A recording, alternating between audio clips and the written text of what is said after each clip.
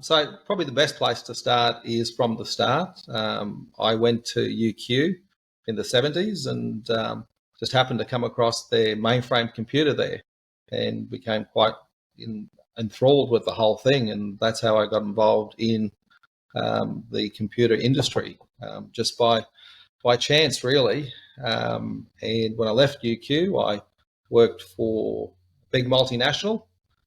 Did that for a little while, didn't fit in and didn't really enjoy it. So I came back to Brisbane and worked for a small company, just a little software company, and didn't quite really fit in there either.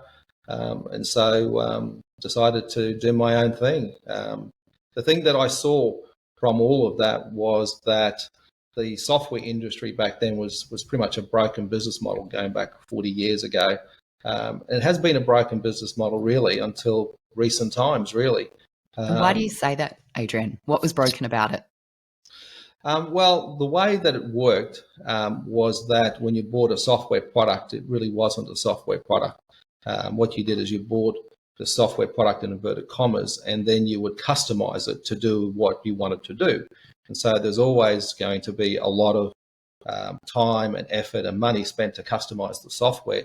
And once it was customized, well, you couldn't take the next release of the product. And to me, that just was flawed, and there had to be a better way to do it. And so the idea I had was that you bought the product and you never changed the source code. What you would do is you would configure the software, and the configuration sat outside the software, and the configuration changed the software's behavior. But it was very controversial because the industry was all built around this model of you'd buy a software product and then the implementation partner would then make a lot of money customizing it to meet your particular needs. And once they customized it, well, you would continue to have to use them to add any new features or functions. So, and the products were sold around the tools that came from the vendors. So the vendors, used to demonstrate, the ability to change the code and change the screens. And we were saying, well, that's all wrong. That's not the way it should be. So we were sort of on a collision course, really, with the industry and the consulting firms, the implementation firms, and everyone else. So, so that was the idea. And at that time, when you're on that collision course, and presumably the market is telling you, no, this is different, this isn't the way to go. Like, how do you stay true to that conviction? Like, where did you find that drive to persevere in the market? When you're young, you don't know any better. So you have this enormous belief that you're right, and you just keep going, and you just keep throwing yourself against that wall until it finally breaks. So you just persevere. It's all about perseverance. But it was difficult because we were just saying, this is wrong. You shouldn't change the code. And the IT departments, that's what they wanted. They wanted the code so they could change it. And we were saying, well, you won't get the code. You never get the code, and you'll never change it. So the IT departments never liked us. And so we always knew that if it was an IT department-led decision, we would never win. But if it was a user-driven decision, then we would win. So, and we know that's where the industry is today. The industry has moved that to be user-driven. And, now you have SaaS products and, you never see the source code, nor do you change it. But that's not the way it was. And do you feel like you and or Technology One were leading that charge, or were you part of a movement that was moving in parallel at the time? No, we were leading it. I mean, we were out there by ourselves with this whole new way of building software and the way that it'd be implemented and stuff. And as I say to people, we were probably one of the first startups in Australia, really, because we actually were formed not as a services company, because companies in Australia were services companies. So the product came from overseas, and then the Australian software companies would customize it. And what few software products existed in Australia typically were custom software jobs that someone had done for a customer, and then they try to resell it. We actually started, as I said, one of the first startups with the idea of actually building products here in Australia, building real products and products that were far better than came from overseas, because they would not require the source code to be changed. And we were going to do a lot of research into that And this was before there was venture capital. So we couldn't go to a VC and say, here's this wonderful idea, give us some money. There was no VCs. So I was very lucky. We'd love to get to that landscape around VCs and investment, but I think one of the words you used before was perseverance. And so you were the CEO for 35 years. That's quite a long time, whereas a lot of people sort of get burnt out at some point and need an earlier exit. How did you stay in the game that long and build what Tech One actually became? Well, actually, I was CEO and chairman, and I was CEO and chairman even of a public company, so which was very unusual to do in the public space. So there was a lot of pushback when I took the chairman role into the public space. So yes, it was interesting to do both roles for such a long period of time. I think the thing is that I just enjoyed the challenge. You do something that you love and you're passionate about, and so every day, it's just wonderful to go and work with innovative and creative people and to build a business and to see the business flourish and grow. But you need a lot of energy, and I think you do hit a stage when I got to 60, I started to realise that I didn't have the energy anymore, and so then I had to make myself dispensable. So I always never wanted to be the founder that got taken out of the box. So that was important to me to build a strong team around me and to hand over the company to the right people. So and was building a team one of the reasons why you were able to persist in both of those roles and as a listed company for 35 years? I would have thought, it's great that you kind of mention it's good to have challenges and you work with all these smart people, but the avoidance of burnout, I guess, or continuing to find something interesting to do, I would have thought still relies on having a pretty amazing team that you would have built around you to kind of support the business and your ability to do both of those roles. Would that be fair? Definitely. Building a team around you is so important, and you've got to bring in people that are better than you. The yardstick has to be, these people have to be better than me, and you need to work at that continually, to build that team. And the team changes as the company goes through various stages of growth. So, the team when you first start off is very different to the team, at the end, so building the team and growing the team and getting people that are better than you is really important. So all the people that I surrounded myself, I could say, were better than me. They were better at accounting, they were better at managing, they were better at, everything, but that never worried me, that I think is the trick. I had the vision. I knew where we needed to go, but I needed to have the people around me to make that happen. And you set the bar high. And as I say to people, in the startup world, you have to kiss a lot of frogs to find those princes, So, you need to keep at it, until you find the right person, and got to be very clear. And I think that's important, to be really clear up front when you bring people in, to say, this is the company we are, this is where we're going, this is your role, and have that absolute clarity. And then if they're not meeting the mark you need, then you can have that conversation with them and hopefully get them to lift their game, or if not, then to part company. It's really important. If you're going to build a high performing team, you need to do those things. It's really important. It's a really good point, Adrian. It reminds me of a conversation we had once. You were sharing, I think we asked, starting up in Brisbane, was that an advantage or disadvantage to Technology One compared to being somewhere like Sydney? I'm just curious, like in hindsight now, what was that a smart move? Was it strategic? Was it advantageous? Look, starting up Brisbane was great because, we were away from the big cities. And so you just took time to do things properly up here. If we were in Sydney, I think, or a bigger centre, we probably might have cut corners and we might have moved a bit too fast. And I think, here in Brisbane, it's just a slightly slower pace. And, as you become successful, you become an employer of choice. So you can get the best and brightest people to come to work for you as well. But I've always looked at it as not a sprint, as a marathon. So everything has always been in terms of the long term. We don't have to win today. The most important thing is to win long term. So just because we maybe, a bit slower, we take our time or whatever, we make a few mistakes, that's no big deal, because it's not a short term, it's a long term race. And what matters is that in the end, you get there, So, and I remember, companies that got out of the blocks much faster than us, grew faster, in the early days, but today, they either don't exist or they're a fraction of the size of Tech One, And as a because it is a CEO, marathon, it's not a sprint. as a founder or a CEO, how do you balance that philosophy that it's a marathon, not a sprint, with, and maybe this is a more intensive issue today for startups, but how do you balance that with then the desire to move fast, to the pressure that they might feel occasionally to grow as fast as they can?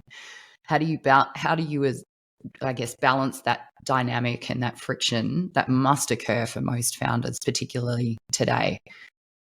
Yeah, it's a good question. Look, I think in the end, founders are all different, and I think you have to do a bit of soul searching. You need to say, what sort of founder am I? What sort of growth am I after? What sort of growth am I trying to achieve?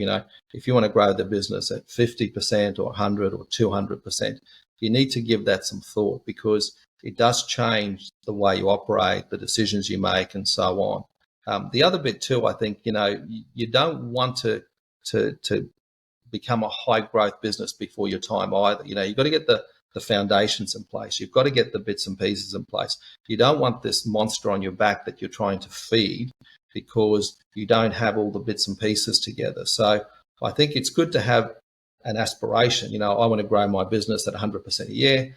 And that's the sort of thinking that's going to go behind it. But, you do need to put all the bits and pieces in place to do that, because otherwise, you're going to be scrambling to feed this monster, and that doesn't lead to good decision making, and to being very strategic, So you've got to get, they call it the flywheel. You've got to get that flywheel going, and once that flywheel's going, then it comes together, and the momentum is there, and you're growing the business, and you're growing it, at the right pace for you as a founder and for the team that you've built. And so that's what you've got to think about. And so in the early days with Tech One, we were growing at 100%, year on year.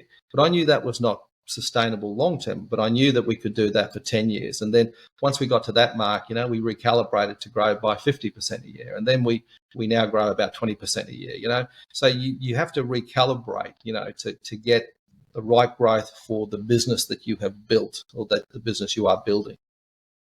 And it sounds like you did that quite intentionally. You made those decisions, and ultimately you were the powerhouse behind a business that's now market cap of about $5.5 billion. But during that 35-year journey, you've got the business, and then you've got the family sort of aspect. And one of the things I've always enjoyed about our discussions is that we generally start family first, around kids and grandkids and all of that. So how have you managed to build, an ASX top 100 business and balance the family aspect?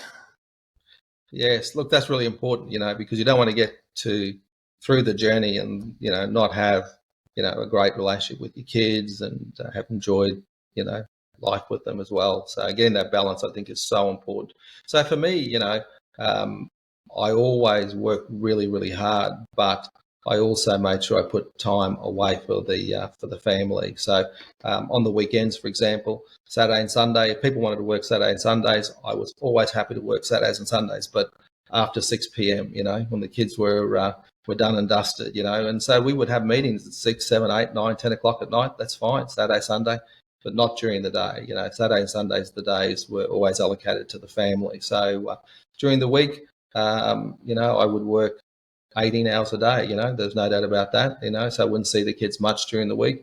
But the weekends was their time, Saturday, Sunday. So, and then, you just plan in holidays. I always planned holidays with the family, a year ahead. So they were locked in, and again, they were non-negotiable. So you got to have a bit of time for yourself and your family. You got to build that in. Otherwise, if you don't plan it in, then it's not going to happen because you'll be so consumed by work, and that's very sad. I think if you don't get that reasonable balance. So yeah.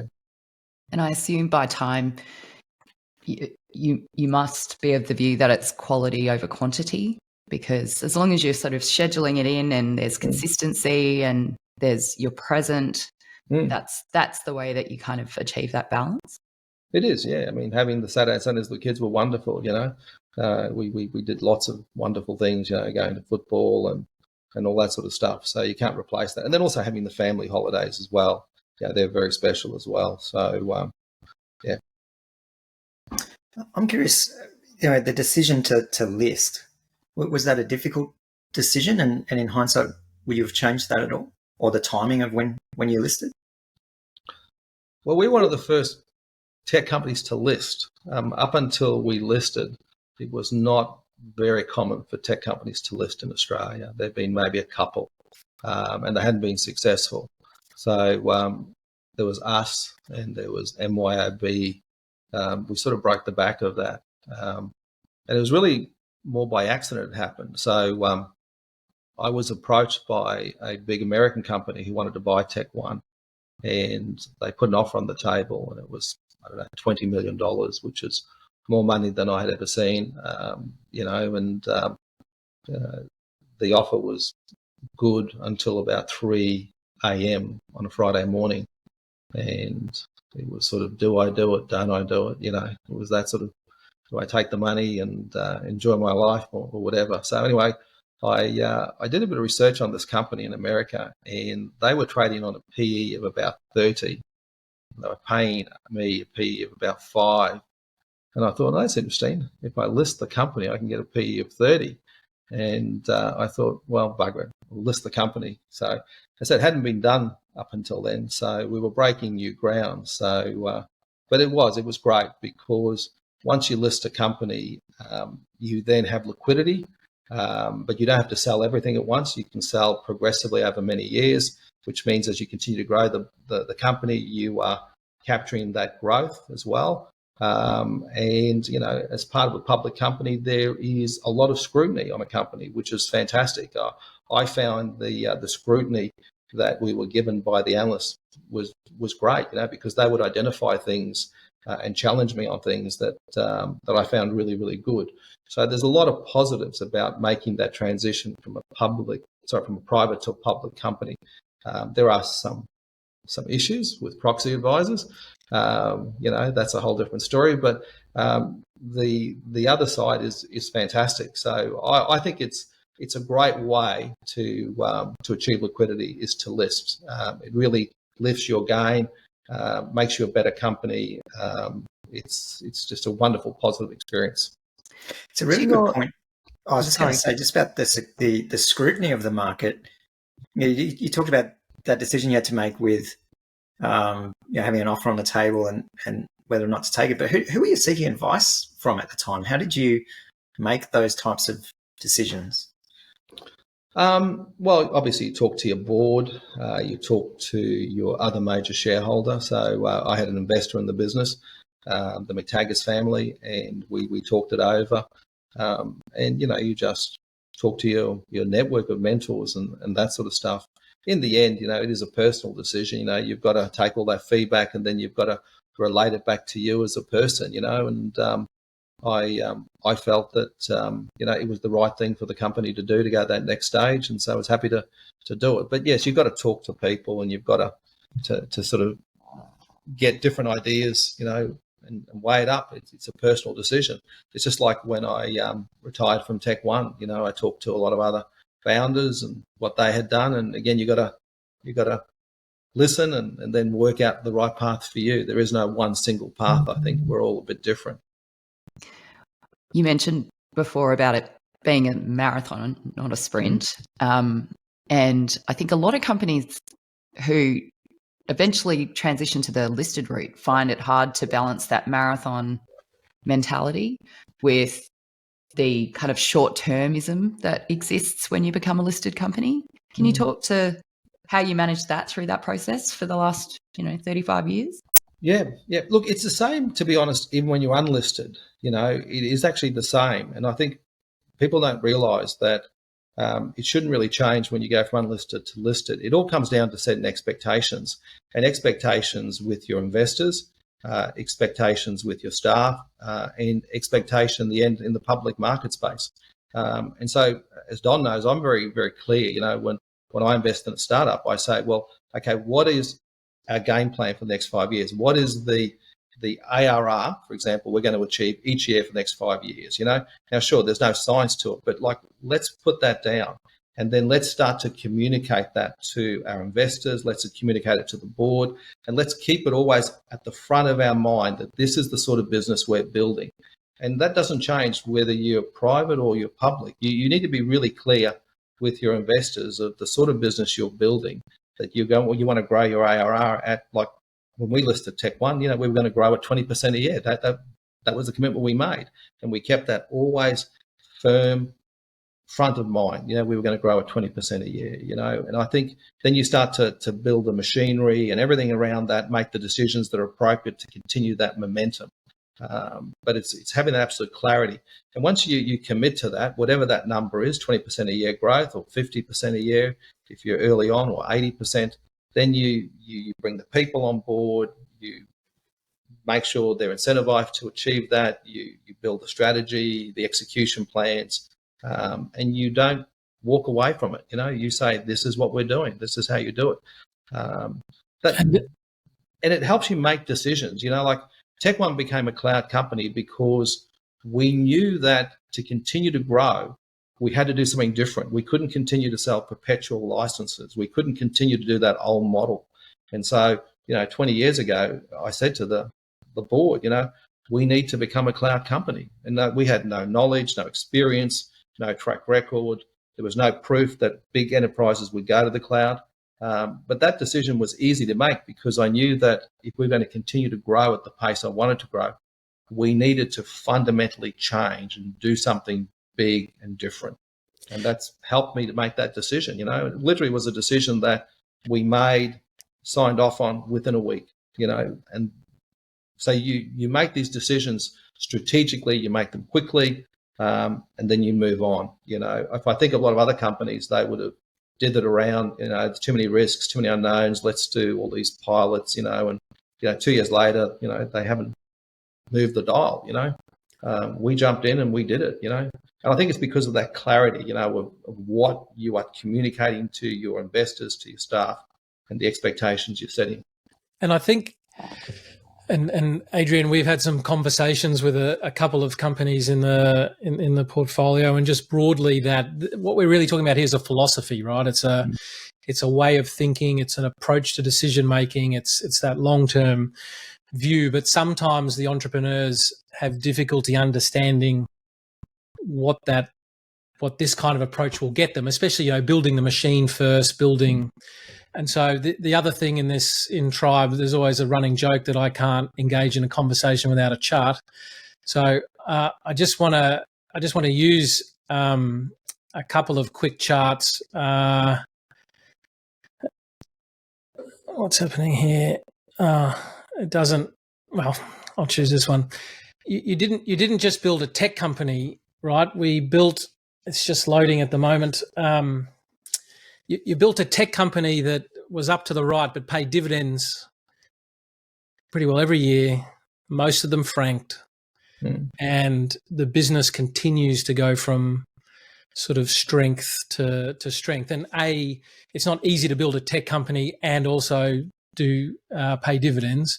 But I think I just wanted to make that point that if you do sort of get the machine working, as you've just described, if you do get that long-term marathon, not a sprint, if you're able to harness that entrepreneurial energy that wants to be sometimes a bit short-term orientated rather than sort of doing what's required in the long term, that picture there, up and to the right, is the fruits of that labour and philosophy, I think.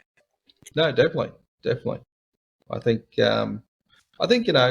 we've always been an outlier as a company. We've always behaved differently. We've thought differently, and that's why we've been successful. We've never followed the same path as everyone else. So everyone else, had a model where you would build a basic product and then customize it. And we said no, we won't do that. Everyone used implementation partners. We said no, we wouldn't use implementation partners. We would sign the contract, we take responsibility, and we would do it all. And if it failed, then you'd sue us. We didn't build a product which was for everyone. We picked specific industries like local government, and we built it deep for that.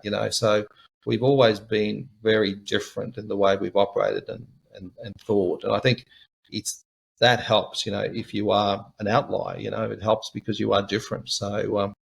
And I think building the business differently as well. We built it top down, not bottom up. I see a lot of founders doing the bottom up approach, and I've always been more a top down person. You start at the top with the strategy, and I'm not talking about volumes. I'm talking about a couple of pages, and then once you've got the strategy right, you build the team, and then once you've got the team right, then you start looking at the execution piece. You don't do it the other way. So we've always operated and thought differently. I think that operating differently absolutely was one of your strengths. But operating differently or being an outlier can often also make you a target for not so great things.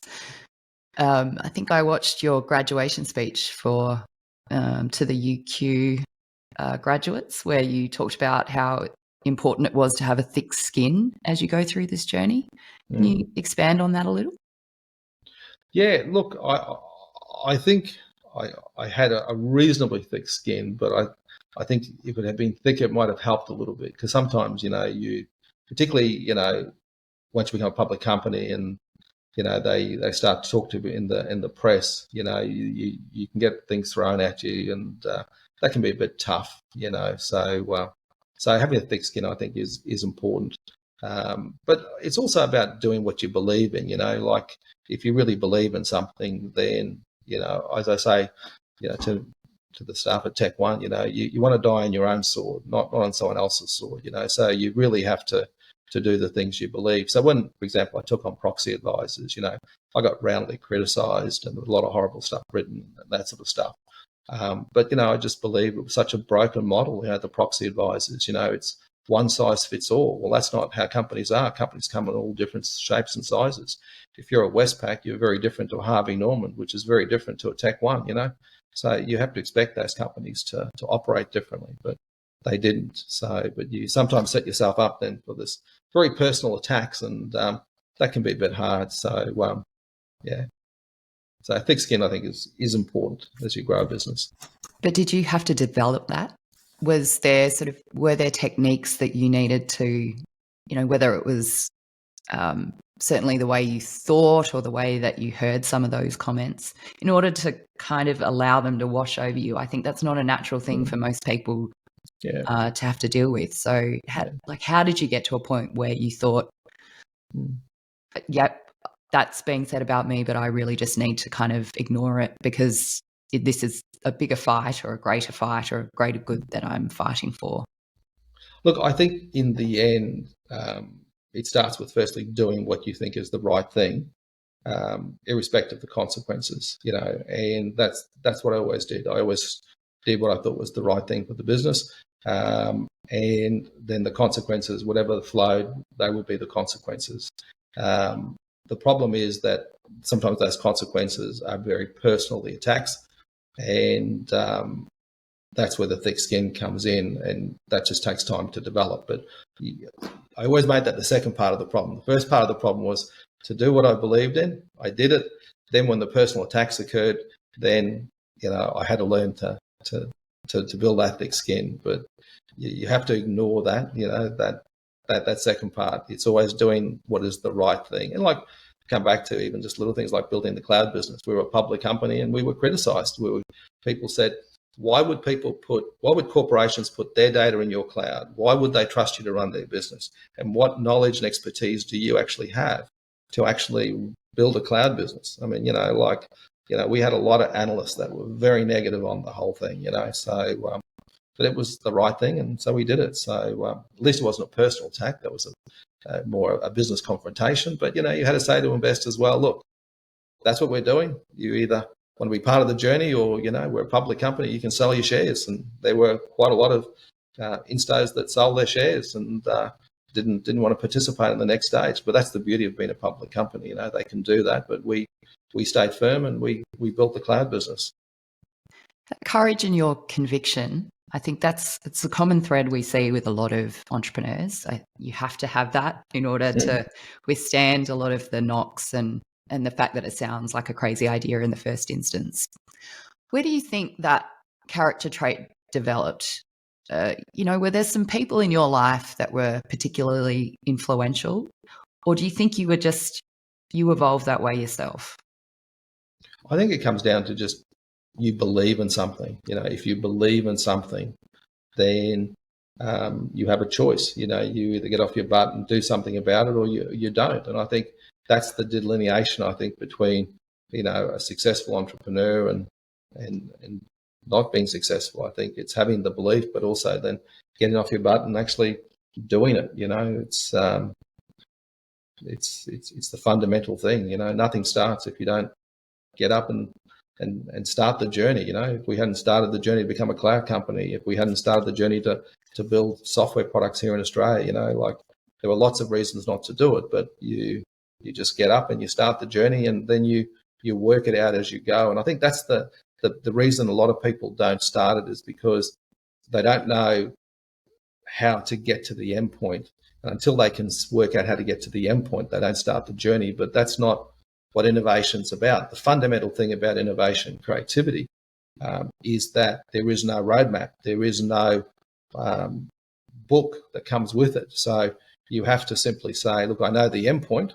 I just have to start that journey, and I have to make the mistakes and learn during that journey and find the path to the end point. And I've got to surround myself with the people that are appropriate to make that happen. And I think people don't start the journey because sometimes they don't have the right people around them either, and I think you've got to look around the room and say, do you have the right people? When we started, for example, the cloud journey, I said we had no expertise, no knowledge, but I looked around the room and I knew I had people there that we could work it out. We could get into a room and we could work it out, and we would make lots of mistakes, and we made a lot of mistakes and stuff. But, I had the people. I knew we would find a way through. So I think that's part of it. It's having the end point, and then having that conviction and the courage to start that journey, and surrounding yourself with the people, the right people, to take you on that journey. And if you don't have the right people, then making the tough decisions to go and find them. So I think the other thing that stands out for me with you, Adrian, is also like that conviction to keep going and not just rest on your laurels. And I look at Technology One now expanding to the UK market and going global. I'm curious, what was the decision-making process around that? Why the UK versus the US or some other market? Yes, that's probably one of my biggest regrets, is we should have gone to the US, not the UK. And I think when we started that, I think, it wasn't probably as clear as it is today. The UK is a good market, there's no doubt about it, but it's about 4 times the size of Australia, where the US is obviously, we're talking about 50 times the size of Australia. So I think, if you've got a choice, I now say to people, go to the US, because it's a lot of work to go to the UK. It's no simpler. You have the same competitors in the UK as in the US. You have to do the same sort of regionalization to the software to add the nuances for that market, just like in the US. So you might as well go to the US. And I think that was a mistake we made, was not going to the US. So in retrospect, I would have changed that decision. Yes. It is and really look, Tech One is ready for prime time in the US. We compete with SAP and Oracle every day, and in the markets that we target, they just don't win against us. We hardly lose a deal to them. So we've got the right product now. The US is where the company needs to go. But again, we've always been very careful not to battle on 2 fronts. So we always do one front at a time. So the front has been the UK. We've now got the UK working. So the US will be next. So which will be very exciting for the business. It is interesting about the UK market, I think, being misunderstood. Like you articulated, we still have to localize it despite all of our commonality. Are there still lessons from that expansion going to the UK that you can now apply those lessons to expanding to the US market? Or will it be almost a complete step change all over again? No, there's always lots of lessons you learn. And I mean, the lessons, I think, from the UK adventure was the fact that, you do need to do that regionalisation of the software, particularly in ERP software, because there are lots of nuances to do with tax and legislative regimes and that sort of stuff. And that takes a couple of years. So we now know that. And so we would start that project, a couple of years before we really start the sales and marketing effort in the US. We would get the regionalisation done. I think we were just totally blindsided with how big that regionalisation project was. The thing that we did right is that we still stayed true to the one global code line concept. So it is one global code line that runs in Australia, in New Zealand, up into Asia, into the UK, and we'll continue that one global code line into the US. That makes it obviously more challenging to do the regionalisation, but then you get the economies of scale, and that's what you're really after. You're after the economies of scale. So as you add more users, the cost is minimal incrementally because everyone's running on that one global code line. And when you fix a bug, you add a new feature, everyone gets it. You don't have to do changes for different regions or whatever. So I think they're the lessons we've learned. And then the last lesson is obviously you've got to put the money into building the brand. You really have to build a brand in those marketplaces. It doesn't come easy to do that. So getting those early adopters, being successful, getting the PR, the advertising, running the seminars, the events, all that sort of stuff. And we've become quite a good machine at doing that now. We can roll out our events globally very quickly. So I think, we've got the bits and pieces now. And so the fascinating thing is that Tech One continues to go from strength to strength with you transitioning, and the transition that we've seen is that you've moved into more investing in other companies, working with founders, and really taking your entrepreneurial experience and being a great part of the ecosystem. Keen to sort of understand in when you invest in these early stage businesses, what do you see as the things that make a great founder, and what are the things a couple of things that they get really right and sometimes really wrong? Yeah. Look, to be honest, it is about learning or using the lessons I learned at Tech One. So I always start with the strategy first. I want to understand the strategy. What is it that is special and unique about what they're doing, and can it be global? And I like strategies that are very focused on a particular market, particular sector. Like local government or higher ed or health. If they can name a particular market they're focused on, that to me is great, because that means you know who your customers are, and if you engage with those customers and build what they want, then you have a good chance of succeeding. So the strategy to me is the starting point. Then the second thing I always look at is the founder.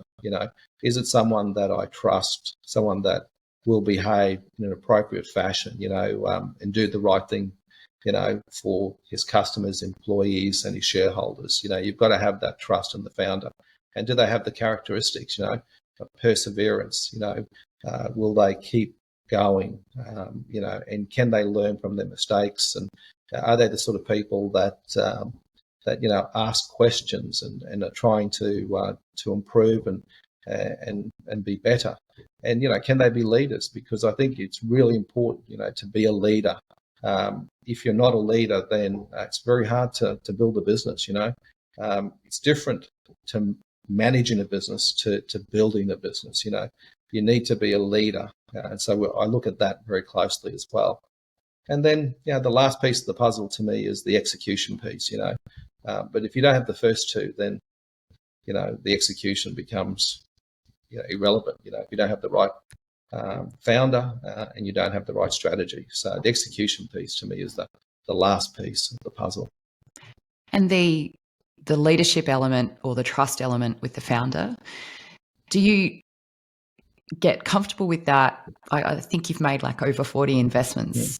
Do you get comfortable with that by spending time with them? How do you get to a point where you feel, yeah, I trust this founder. I feel like they're going to treat their customers and their investors and their shareholders well? Is that a time-based thing, or do you have other strategies? No, it's spending time with the founder. I think that is really important. You need to have those conversations with them. Listen to them talk about their strategy, talk about their people, their investors. You look at the way they communicate with their investors too. Good founders, are really open and transparent with their founders. There's regular communications, that sort of stuff. It's the conversations, and you can tell fairly quickly, I think, that for me, it's the sort of company I want to invest in because, the strategy makes sense and the founder, the way he talks and behaves and the communications and stuff is positive. There's no red warning signs there or whatever. And then obviously, you talk to other people, that know the founder, because there's a small industry here in Australia and, you'll get a heads up or whatever. So yeah, that's the only way you can do it really. So, but, before Tech One, I was involved in another business and I had a co-founder with that one and it did not go well. And so I learned really quickly, how important it is that the people you go into business with, are the right people because, you can put all this time and effort and then it just fails, it just will not work if you don't have the right people around that. And I was very lucky when I started Tech One, that the investor I brought in, which was the Taggart's family, were fantastic. They were fantastic people to deal with. And so I really learned that is really important. And so when people go and raise capital, I always say to them, you've got to really look at very carefully who you're bringing in to the deal, because you're going to be working with these people for a long time. So you're not just after the money, you're after the other things that they can bring and that they are the right people, that you can work with. And I think that's especially true when things don't go well, which inevitably there'll be periods where it won't go well. And so the importance of having those people on board who will do the right thing in those circumstances and behave well is just so important. That's right. I think in the end, there has to be a certain amount of respect for a founder. I mean, if you're going to get involved with a founder, you've got to trust them and you have to believe in their vision, and your job is to support them, not just financially, but with advice and guidance and to help them create networks and put in the bits and pieces. But in the end, you have to really, believe in them, and when the going gets tough, you don't want to have people that don't believe in the founder because that leads to really bad decisions, you're all in the boat together here, I mean, we have to make it work. That's the attitude you have to have, and look, if you have got the wrong founder, I think you might as well cut your losses and walk away. I think it's just like you bug it really, to be honest. So it's really hard to make it work. So, and Adrian, for someone that's had such a success through Technology One, a lot of people would then say, well, get the success and then retire off into the never. But you spend a lot of time obviously working with founders, and you've come on board with Tribe as an investor and a venture partner, and we're very grateful for the efforts that you've put in with the portfolio and the things that you're invested in. But the I guess why at this point, why continue to expose yourself to this this game that can be quite rewarding, but has its interesting period of times? What keeps you sort of in the game? A couple of things actually. Look, part of it goes back a long time ago. I mean, when I listed Tech One, I would go to boardroom lunches and I'd be surrounded by these other directors of public companies, and all they wanted to talk about was infrastructure and distribution and mining, and like I was the only guy talking about innovation, creativity, and it was really quite disheartening, to see that innovation, creativity just was not on the spectrum. You fast forward today, and now innovation, creativity is something that has always been talked about, and it's just wonderful to see how that has changed so much. And to me, to be part of that innovation and creativity is really wonderful. and to see so much of it happening now. And I really do believe we are at the tip of a huge iceberg. There is just so much more that innovation and creativity will deliver, it's such an exciting industry. So, and then to be able to work with founders, that want to build something, that want to create something, and then being able to be part of that journey, not having to do the heavy lifting, but to be able to be there both as an investor, but also as an advisor. It's very rewarding, it is, like you're dealing with really creative, innovative people. And if you can help them on that journey, open a few doors, help them to get their strategy right, help them to sometimes, make that difficult decision, it's wonderful to be there, and to be part of that process. So I just enjoy it very, very much. Some people like to go and play golf. Me, I like working with the founders of the companies I'm involved in, and they're all wonderful people, trying to do something great. So it's wonderful. And look, can be very rewarding, when they succeed, it's financially can be very rewarding as well. But I think that is always the secondary motive to me, even building Tech One, it was never about the money. It was always about doing something I believed in. And then the money came later, and same with investing in startups. It starts first with wanting to be part of someone's journey and to help them succeed. And then, when it does succeed, it's wonderful financially as well. Yeah, I've certainly always appreciated your support and the phenomenal amount of time that you give and that I see you giving to the companies you invest in as well. I'm curious though, when it doesn't go so well, or when you're having conflict maybe with a founder, or a founder's not meeting expectations or hitting their goals, what's your philosophy around handling that? How do you approach those conversations? Look, it comes down to fundamentally, I'm providing capital, they're providing their life to the venture. So they're providing a lot more than I am. You know what I mean? And I think, to me, I've got to keep that. I think it's important. Everyone to keep that in perspective. If it fails, they lose 5 years, 7, 8 years of their lives. They'll never get that back. I lose some capital, which is tax deductible. I mean, like they have so much more to lose. So I come back to it. My role is to support the founder, to tell them what I see, to be really open and honest and black and white. But in the end, it's their call. And if it doesn't work, then that's the ramification that will happen. You can't battle a founder, I think, in the end. You're in there, you're together, and I think you can only provide advice and guidance. What's the old story? You can take a horse to water, but you can't make it drink.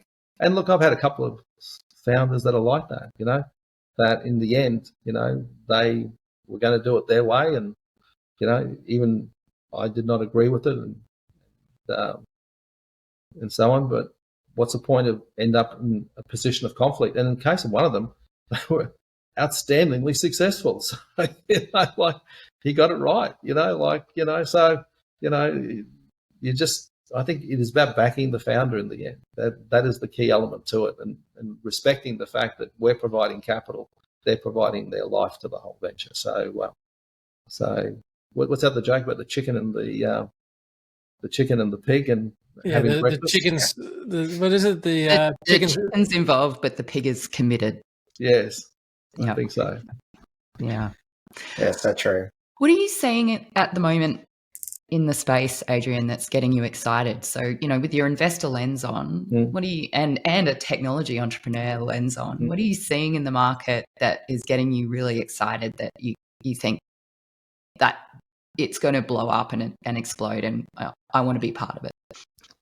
Look, I think there are a lot of interesting things happen, but I think it's a matter of, how far away they are. So, we have blockchain, and associated with blockchain, we have the cryptocurrencies, we have artificial intelligence, we have quantum computing. They're all very exciting things, but I think to me they are what I call the bleeding edge. So that is the place where, is very painful to be. And I like to be more on the leading edge. So the leading edge is just a little bit in from the bleeding edge. And, I'm keeping an eye on, particularly blockchain technology, because I think it has a big future, in the enterprise space, and I think quantum computing has and all that sort of stuff. But to me, it's just a little bit too early. So I'm still back at where I think the industry still is, which is software as a service. I just think that has still got a long way to play. There are so many things that can still be built and done with software as a service. So to me, that is the prime time. We're early on that phase, and there's still so many great things that can be done with software as a service, and so many great opportunities there. So very focused on that space with an eye on quantum computing and artificial intelligence and that sort of stuff. And that's why I like working with VCs, because they sort of are sort of a bit more at that bleeding edge, and it's good to see what they're doing and where they're investing and stuff. But to me, it's just a little bit too early on. Adrian, we do want to be respectful of your time today, and you've already given so much and so many insights. I've really enjoyed the conversation. I would like to ask a bit of a cliche question, but any particular tip for founders out there that are in the trenches, building their startups? Any final word that you would offer to them? I think ultimately it does come down to leadership. You as a founder, you need to lead from the front. That's how you succeed. And it doesn't necessarily come naturally to a lot of people, but it is something that you can learn and you can do.